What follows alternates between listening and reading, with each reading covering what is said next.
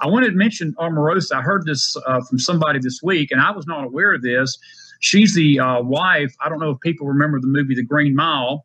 It was a movie starring Tom Hanks about a supernatural event with a death row inmate, Michael Clark Duncan. He was the big African-American man that played the main character in this movie. Omarosa and him were married at the time of his death. And I heard this week, Lee, this is crazy.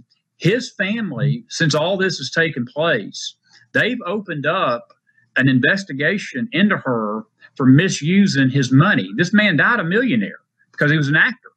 And he had made millions in Hollywood, and he left $100,000 to his sister.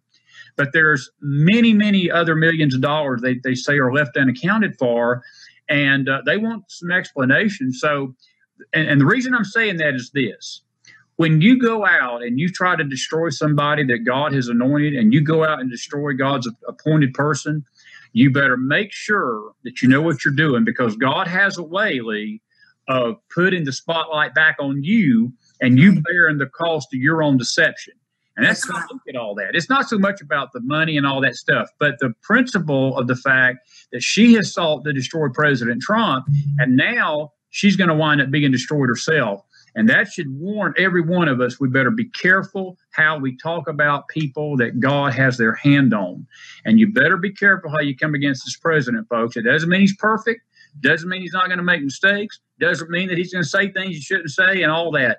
But as an authority figure over our nation, we are to respect the authority that God has ordained. And when we don't leave, we put ourselves in his crosshairs. That's right. And you know, Christopher, it's very clear in the Word of God, touch not my anointed. That's right. And I'm telling you, God called Donald Trump to be the president.